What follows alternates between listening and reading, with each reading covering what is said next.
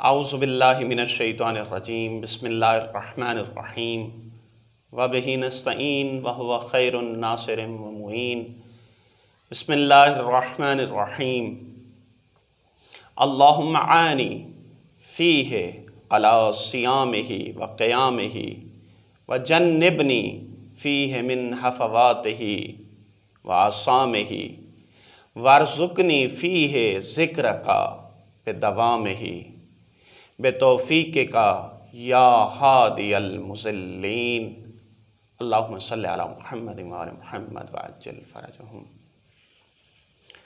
سامعین محترم، خداوند متعال کی قوت و طاقت کے ساتھ اور ائمہ معصومین علیہ الصلاۃ والسلام کے وسیلے کے ساتھ آج 7ویں دن کی دعا کی شرح کے ساتھ آپ کی خدمت میں حاضر ہیں۔ اس سے پہلے کہ ہم دعا کی شرح شروع کریں، ہر روز کی طرح دعا کا ثواب پہلے بیان کرنا مقصود ہے۔ دعا کا ثواب کیا ہے؟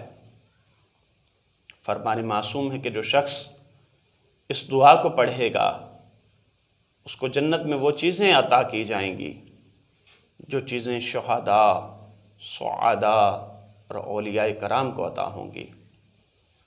اس دعا کے ساتھ کہ خداوند متعال ہمیں شہداء، سعداء اور اولیاء میں سے شمار فرمائے، ہم دعا کی تشریح کی طرف بڑھتے ہیں۔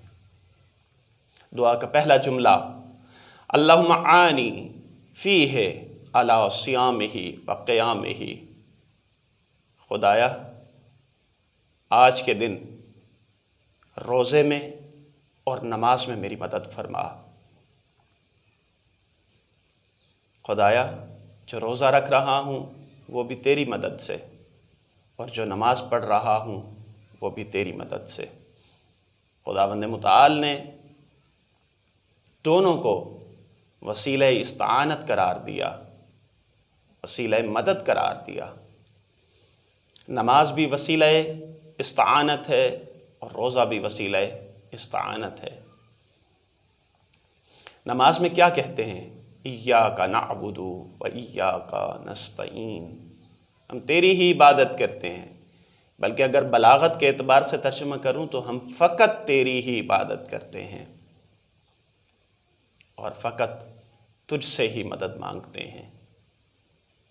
جہاں نماز وسیلہ استعانت ہے وہاں روزہ بھی وسیلہ استعانت ہے۔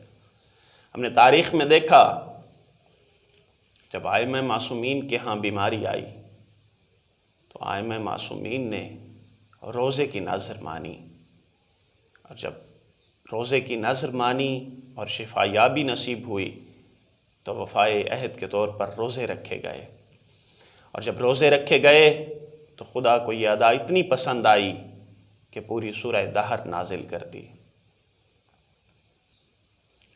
خداوند متعال نماز اور روزے کو استعانت قرار دے رہا ہے، اور میں یہاں پر ایک تھوڑا سا سخت جملہ کہنا چاہوں گا۔ جن موالیان حیدر کرار کو، جن شیعان حیدر کرار کو، یا جن مسلمانوں کو سورہ دہر کی آیات پر وجد آتا ہے، وہ روزے سے کیوں غافل ہیں؟ جن کی شان میں نازل ہوئی تو سبب نزول کیا تھا؟ روزہ تھا۔ تو وہ مسلمان جو ان آیات کو یا اس سورے کو حالت وجد میں پڑھتے ہیں، روزے سے یقیناً غافل نہیں ہوں گے۔ اور ایک دوسری بات بھی یہاں پر کرنا مناسب سمجھتا ہوں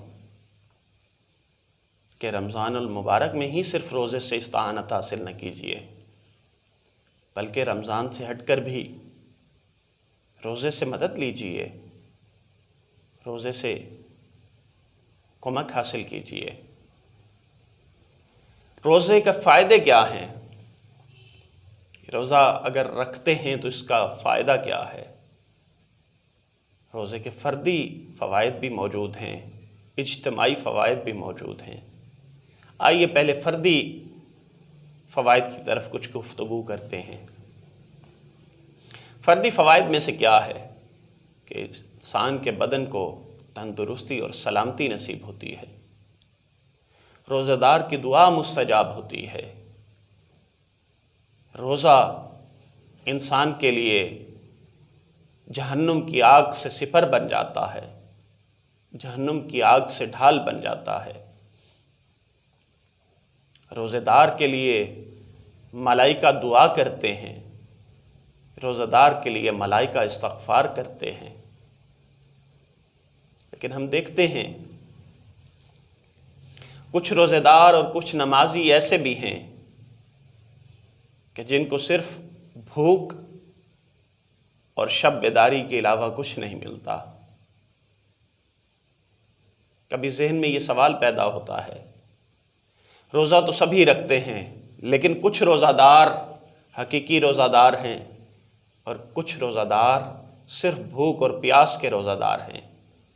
نماز تو سبھی پڑھتے ہیں، لیکن پھر قرآن میں کچھ نمازیوں پر لعن ہوئی اور کچھ کی نماز اتنی مقبول ہوئی کہ ان کی نماز کی شان میں کبھی آیتیں نازل ہوئیں تو کبھی حدیث قدسی نازل ہوئی۔ جب ذہن میں یہ سوال آتا ہے تو اس کی طرف میں اشارہ 2 دن کے پہلے درس میں کر چکا ہوں کہ ایک چیز ایک عبادت کی صورت ہوتی ہے اور ایک عبادت کی روح ہوتی ہے۔ معمولاً ہم عبادت کی صورت کو تو انجام دیتے ہیں، لیکن عبادت کی روح کو انجام نہیں دیتے۔ جس طرح انسان کے بدن سے روح کو نکال دیا جائے تو وہ بدن کسی کام کا نہیں، اسی طرح اگر عبادت سے روح کو نکال دیا جائے تو وہ عبادت کسی کام کی نہیں۔ اگر روح عبادت موجود ہے، روح عبادت کیا ہے؟ روح عبادت اخلاص ہے، روح عبادت آپ کی نیت کی پاکیزگی ہے، روح عبادت آپ کی طہارت ہے، روح عبادت آپ کا حلال کمانا ہے، روح عبادت آپ کا حلال کھانا ہے، اور روح عبادت ولایت ہے۔ اگر یہ روح عبادت نہیں تو عبادت منہ پر مار دی جائے گی۔ یہ فردی، آئیے اس کے اجتماعی فوائد کیا ہیں؟ امام صادق علیہ الصلوۃ والسلام فرماتے ہیں کہ روزے کا ایک فائدہ یہ بھی ہے کہ خوشحال انسان کو، مالدار انسان کو یہ احساس پیدا ہو جائے کہ بھوکا انسان کس طرح زندگی گزارتا ہے، غریب انسان کس طرح زندگی گزارتا ہے، تاکہ اس کے دل میں بھی غریب کے لیے محبت پیدا ہو، تاکہ اس کے دل میں بھی غریب کے لیے رحم پیدا ہو اور وہ اس کی معاونت کرے، اس کی مدد کرے۔ اور اس کے ساتھ ساتھ فرماتے ہیں روزے کا ایک یہ بھی فائدہ ہے کہ جہاں غریب بھوک کی وجہ سے فاقوں میں زندگی گزار رہا ہے، خالی ہاتھ ہونے کی وجہ سے فاقوں پر مجبور ہے، تو اس کی ساری زندگی فاقوں میں نہ گزرے۔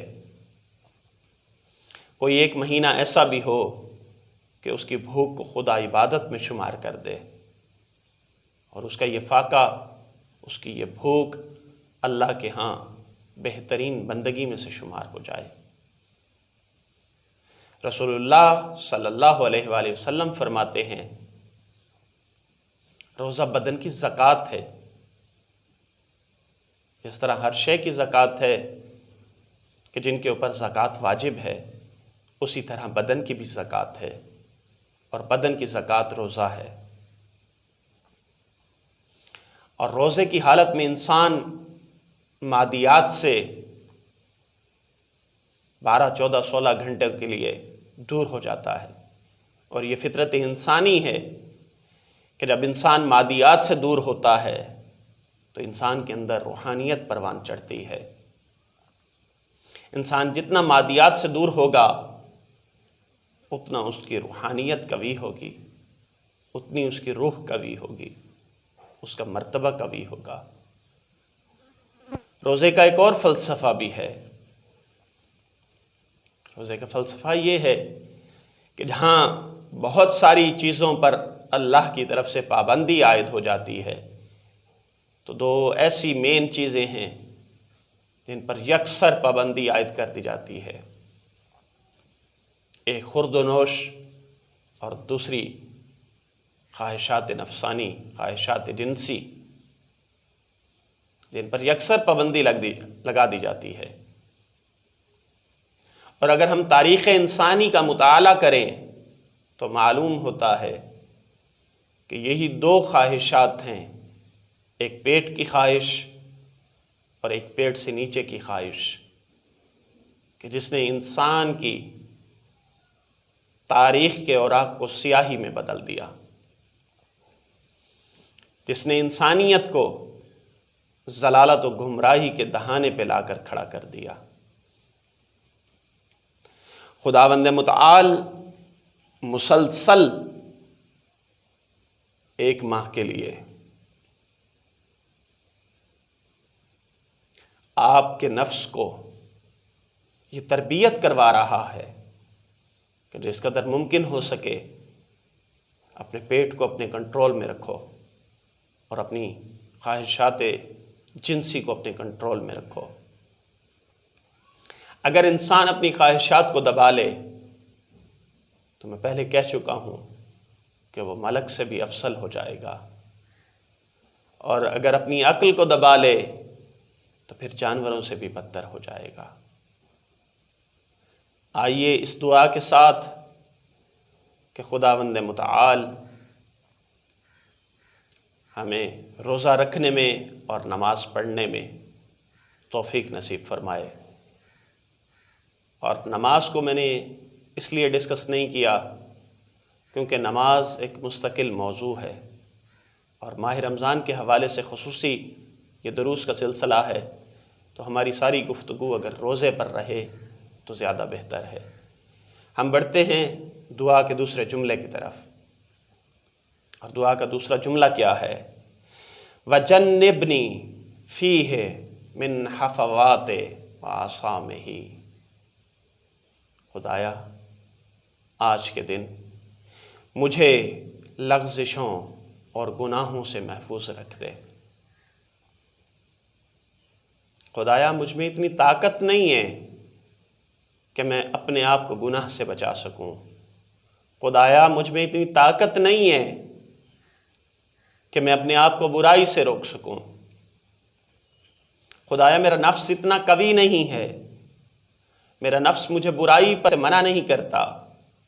خدایا میرا نفس مجھے برائی کی طرف ترغیب کرتا ہے۔ خدایا میرا نفس کمزور ہے، میرا دل کمزور ہے، میری روحانیت کمزور ہے، میری روح کمزور ہے۔ خدایا آج تو میری مدد فرما تاکہ میں گناہوں سے محفوظ رہ سکوں۔ علی علیہ السلام نے رسول خدا صلی اللہ علیہ وآلہ وسلم سے پوچھا اس ماہ کا بہترین عمل کون سا ہے؟ تو خاتمی مرتبت محمد مصطفیٰ صلی اللہ علیہ وآلہ وسلم نے فرمایا اس ماہ کا بہترین عمل یہ ہے کہ انسان محرمات الہی سے بچے، جن چیزوں کو خدا نے منع فرمایا ہے ان سے اجتناب کرے۔ اس دعا کے ساتھ کہ خدا ہمیں گناہوں سے بچنے میں ہماری مدد فرمائے، ہم دعا کے تیسرے جملے میں وارد ہوتے ہیں، اور وہ تیسرا جملہ کیا ہے؟ وَارْزُقْنِی فِیہِ ذِکْرَکَ بِدَوَامِہِ۔ خدایا مجھے اپنے دائمی ذکر کی توفیق دے دے۔ ایک مرتبہ کہا جاتا ہے خدا مجھے ذکر کی توفیق دے دے، لیکن ایک مرتبہ کہا جاتا ہے خدا مجھے اپنے دائمی ذکر کی توفیق دے دے، یعنی میں ہمیشہ تیرے ذکر میں مشغول رہوں۔ اگر انسان دائمی ذکر میں مشغول نہ رہے تو شیطان ہم نشین ہو جاتا ہے، شیطان غالب آ جاتا ہے، شیطان وسوسے ڈالنا شروع کر دیتا ہے، شیطان حملے کرنا شروع کر دیتا ہے۔ اگر انسان شیطانی وسوسوں سے، شیطانی حملوں سے بچنا چاہتا ہے تو دائمی ذکر کرے۔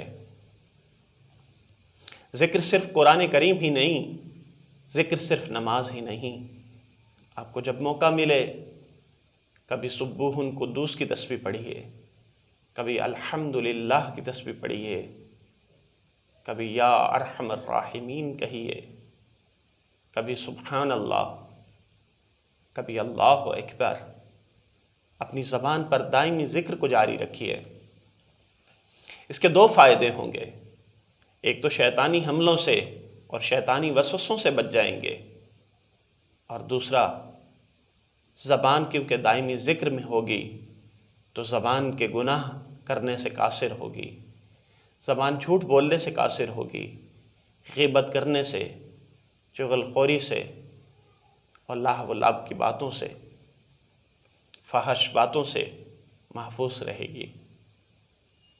کیونکہ ذکر کی گفتگو ہوئی تو آئیے قرآن کی ایک آیت کا سہارا لیتے ہیں۔ قرآن میں خدا فرما رہا ہے فَاذْكُرُونِي أَذْكُرْكُمْ، تم مجھے یاد کرو میں تمہیں یاد کروں گا، تم میرا ذکر کرو میں تمہارا ذکر کروں گا۔ اور مفسرین نے بیان کیا کہ کس طرح ہم اللہ کا ذکر کریں تو وہ ہمارا ذکر کرے گا۔ فرمایا تو دعا کے ذریعے میرا ذکر کر، میں اجابت کے ذریعے تیرا ذکر کروں گا۔ تو خلوت میں میرا ذکر کر، میں تیرا جلوت میں ذکر کروں گا۔ تو آسانی میں میرا ذکر کر، میں تیرا ذکر سختی میں کروں گا۔ تو میرا ذکر عبادت میں کر، میں تیرا ذکر استعانت میں کروں گا۔ تو میرا ذکر ہر حال میں کر، میں بھی تیرا ذکر ہر حال میں کروں گا۔ تو میرا ذکر جلوت میں کر، میں تیرا ذکر خلوت میں کروں گا۔ اور پھر فرمایا تو میرا ذکر زمین کے اوپر کر، میں تیرا ذکر زمین کے نیچے کروں گا۔ کتنا وزنی جملہ ہے۔ اگر ہم زمین کے اوپر خدا کا ذکر کریں گے تو پھر خدا قبر میں ہمارے لیے آسانیاں پیدا کر دے گا۔ خدا ہمارے لیے ذکر قبر میں کرے گا کہ جہاں جواب ہمیں دینا ہوگا خدا خود کہے گا یہ میرا خاص بندہ ہے، یہ میرا ذاکر بندہ ہے، یہ میرا شاکر بندہ ہے، اس کو چھوڑ دو۔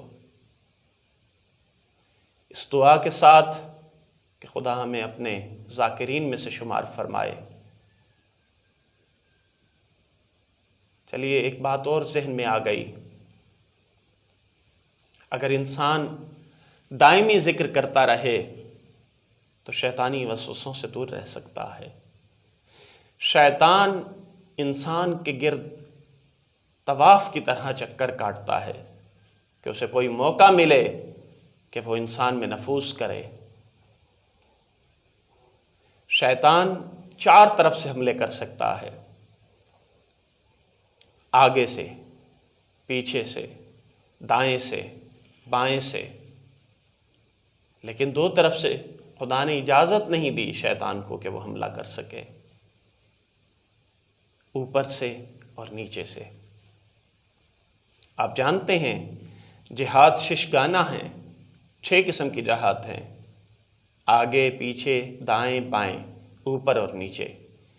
4 طرف سے تو شیطان حملہ کر سکتا ہے، اس کو اجازت ہے، لیکن 2 طرف سے شیطان حملہ نہیں کر سکتا۔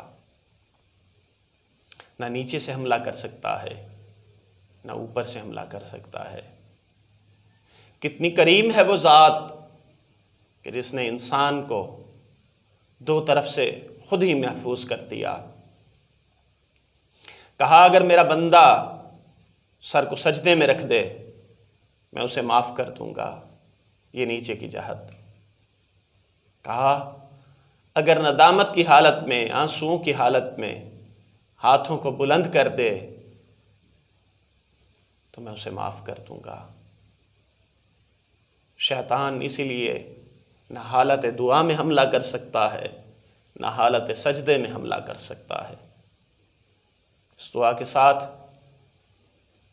کہ خداوند متعال ہمیں ساجدین میں سے شمار فرمائے، خداوند متعال ہمیں شاکرین میں سے شمار فرمائے، خداوند متعال ہمیں دائمی ذاکرین میں سے شمار فرمائے، خداوند متعال صرف اپنے سے مانگنے والوں میں سے شمار فرمائے۔ ہم دعا کے اگلے جملے کی طرف بڑھتے ہیں۔ دعا کا وہ جملہ کیا ہے؟ بے توفیق کا یا ہادی المضلین، اپنی توفیق کے صدقے۔ کیا اپنی توفیق کے صدقے؟ خدایا اپنی توفیق کے صدقے مجھے نماز میں مدد فرما، اپنی توفیق کے صدقے مجھے روزے میں مدد فرما، اپنی توفیق کے صدقے مجھے گناہوں سے بچنے میں مدد فرما، اور اپنی توفیق کے صدقے مجھے دائمی ذاکرین میں سے شمار فرما۔ یا ہادی المضلین، اے گمراہوں کی ہدایت کرنے والے، اے گمراہوں کی ہدایت کرنے والے، ہمیں دائمی ذاکرین میں سے شمار فرما۔ اگر تو ہماری ہدایت نہیں کرے گا تو ہم کس در پہ جائیں گے؟ اگر تو صرف عبادت گزاروں کی ہدایت کرے گا تو پھر گمراہ لوگوں کی ہدایت کون کرے گا؟ بھٹکے ہوئے لوگوں کی ہدایت کون کرے گا؟ اگر تو صرف نیکوکاروں کی ہدایت کرے گا تو بدکاروں کی ہدایت کون کرے گا؟ خدایا بدکاروں کو جہان میں تیرے سوا کوئی آسرا نہیں، گنہگاروں کو کوئی منہ نہیں لگاتا۔ خدایا گنہگاروں کا تیرے سوا کوئی آسرا نہیں۔ اے گمراہ لوگوں کی ہدایت کرنے والے، اپنی توفیق کے صدقے ہماری ہدایت فرما۔ اسی دعا کے ساتھ کہ خدا ہمیں گمراہیوں سے بچائے، ظالمین میں سے شمار نہ فرمائے، بلکہ ان میں سے شمار فرمائے کہ جن پر اس کا انعام و اکرام ہوا، جس سے وہ راضی ہے۔ خدایا ہماری تمام گناہوں کو، ہماری تمام لغزشوں سے مغفرت فرما۔ وآخر دعوانا ان الحمد للہ رب العالمین۔ یا ارحم الراحمین، بحق محمد وآلہ الطاہرین، اللہم صلی علی محمد وآل محمد وعجل فرجہم۔